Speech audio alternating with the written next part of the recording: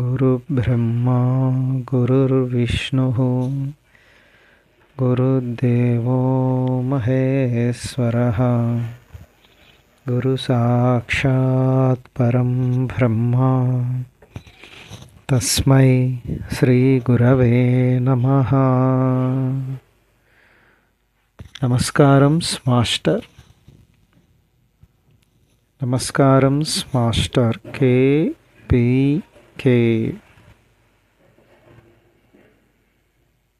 నమస్కారం master EK. నమస్కారం master MN. నమస్కారం మాస్టర్ సివివి. నమస్కారం master CVV.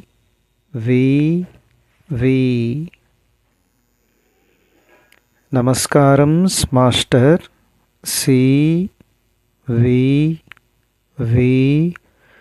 To your lotus feet. ఓం శాంతి శాంతి శాంతి.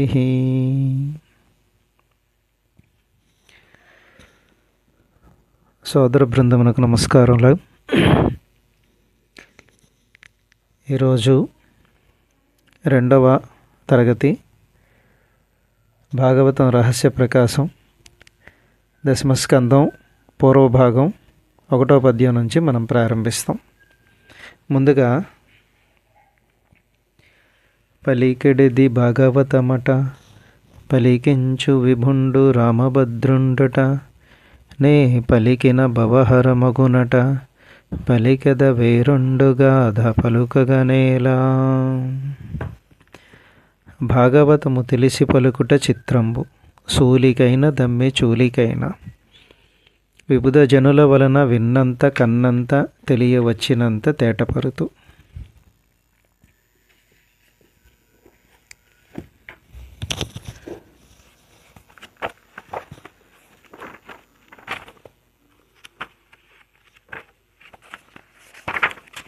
ముందుగా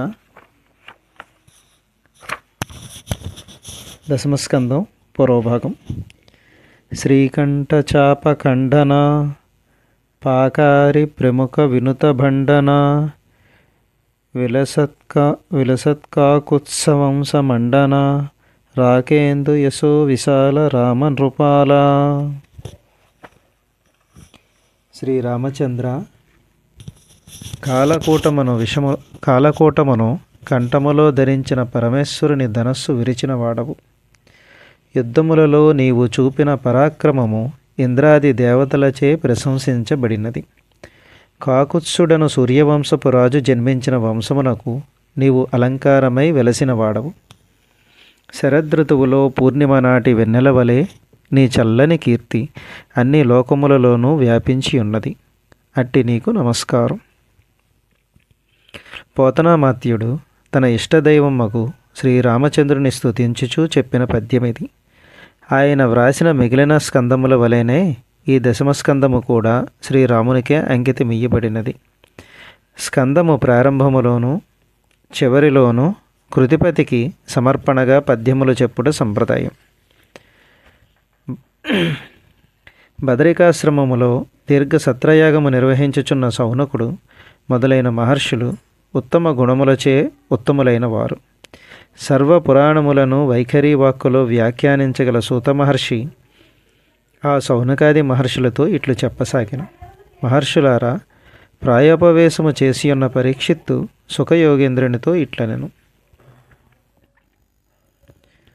మహాత్మా, సూర్యవంశీయుల చరిత్రములను చంద్రవంశీయుల చరిత్రములను మీరు చెప్పగా విన్నాము. ఆ రెండు వంశములను ఎంత విశాలముగా విస్తరించినో తెలిసినది. ఆయా వంశములు ఉన్నది ఉన్నట్లు విన్నాము.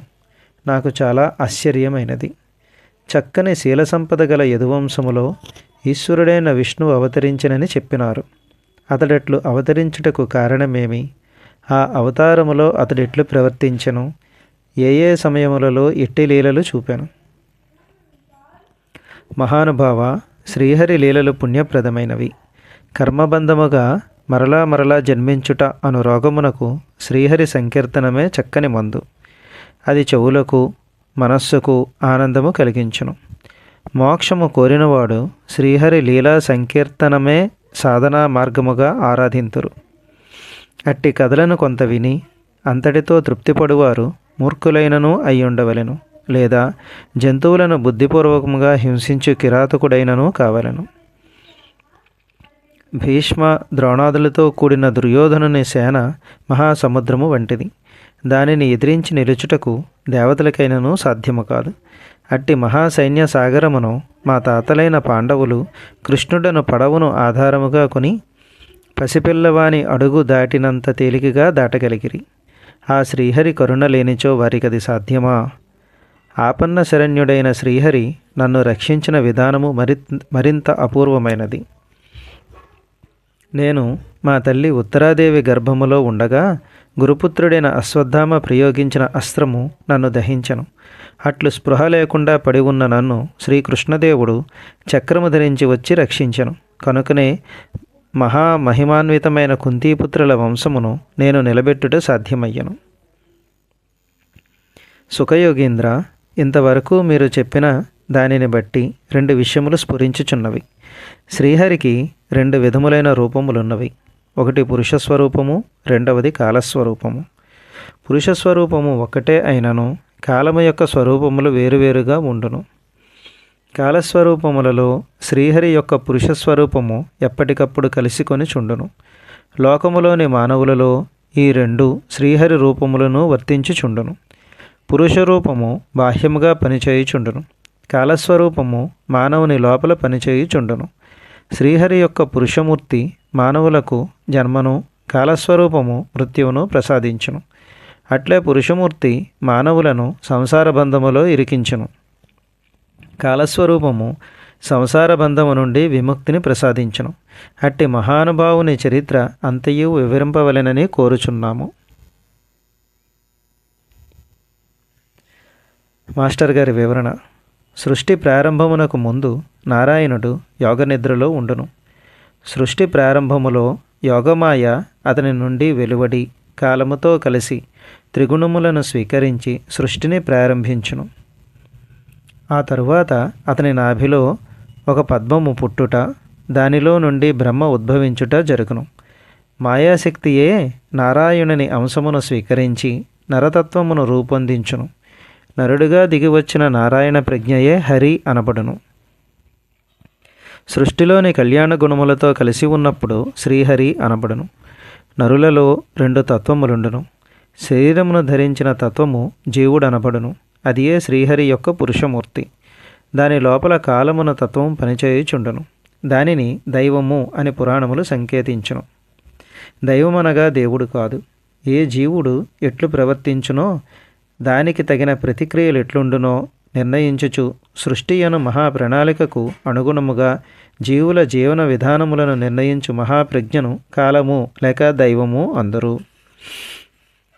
సృష్టి ప్రణాళిక అంతయు కాలస్వరూపము లేక దైవాధీనము. సన్నివేశముల కూర్పుగా మాత్రమే కాలము గమనించబడును. వ్యక్తుల ప్రవర్తనముల వలననే సన్నివేశములు రూపొందును. అనగా మానవుల ప్రవర్తన వలననే కాలము నడుచుచున్నదని అనిపించును. కానీ కాల ప్రణాళికకు లోబడి మాత్రమే సన్నివేశములు వ్యక్తుల ప్రవర్తనములు నడుచుచుండుననుట సత్యము. మరి మానవులకు తమ ఇష్టము వచ్చినట్లు ప్రవర్తించు స్వేచ్ఛ ఉన్నది కదా, ఈ స్వేచ్ఛ ఎంతవరకు పనిచేయును?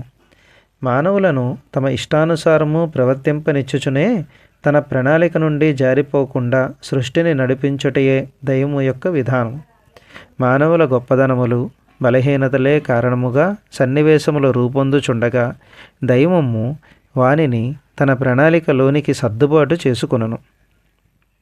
అవసరమైనప్పుడు కొన్ని సన్నివేశములను తానే కల్పించును. మానవులు ఆశించని వారి ఊహకందని సన్నివేశములు ఇట్టివే. సృష్టి ప్రణాళిక సూత్రములు పడుగు దారములుగా, మానవులు కల్పించు సన్నివేశములు పేక దారములుగా, ఈ పడుగు పేకల దారములతో కాలమును మహావస్త్రము అల్లుకొనుచున్నది. మహాభారతములో ఈ దృశ్యము చక్కగా సాంకేతికముగా వర్ణింపబడినది. మానవుని స్వరూపములో గాని, శరీర వ్యూహములో గాని, ప్రవర్తనా విధానములో గాని ఎక్కువ మార్పులుండవు.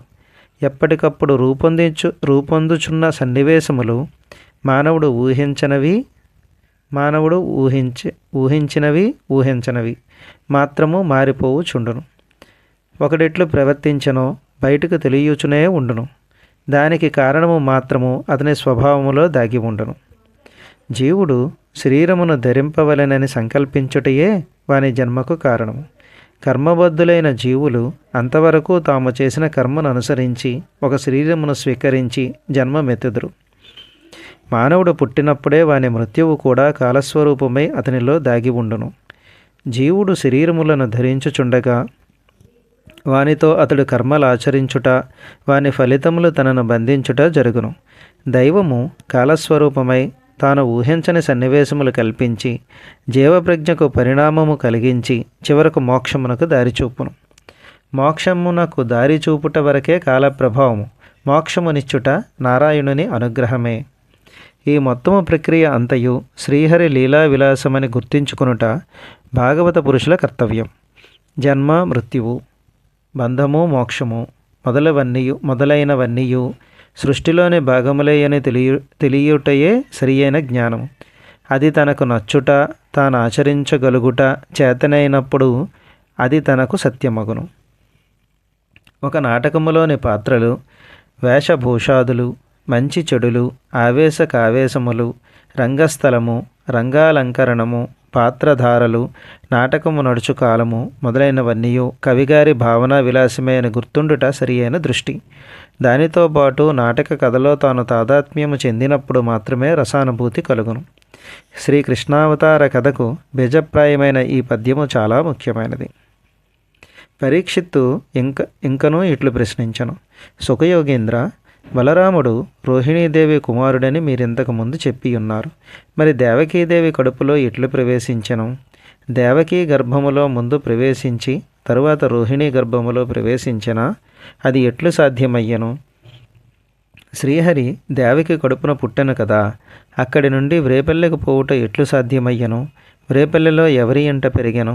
తన మేనమామ కంసుని చంపుటకు ఏదైనా కారణం ఉండవలెను కదా, ఆ కారణమేది? ఈ భూమిపై ఆ మహానుభావుడు ఎన్ని ఏండ్లు జీవించెను? అతని భార్యలెందరూ? వ్రేపల్లలో ఉండగా అతడు ఎట్లు ప్రవర్తించెను? ఆ తరువాత ఎట్లు ప్రవర్తించెను? నేను అడిగిన ఈ వివరములే కాక ఇంకనూ ఎన్నెన్ని విశేషములున్నవో వానినన్నింటినీ వినవలెనని కుతూహలపడుచున్నాను. అన్ని విశేషములతోనూ సర్వసమగ్రమైన మాధవుని చరిత్ర అంతయు వివరింపవలనని మేము ప్రార్థించుచున్నాను. మహాత్మా, చక్కగా వికసించిన కలువ పూల నుండి చక్కని తేనెలు వెలువడును. అట్లే నీ ముఖపద్మముల నుండి శ్రీహరి కథ అను అమృతధారలు వెలువడుచున్నవి. ఆ అమృతము త్రాగి త్రాగి నా శరీరము ధన్యమైనది. మనసులో చింతలన్నీయూ మాయమయ్యను. ఆకలి గాని దప్పిక గాని కలుగుటలేదు. మనస్సు ఆనందముతో చిందులు వేయుచున్నది.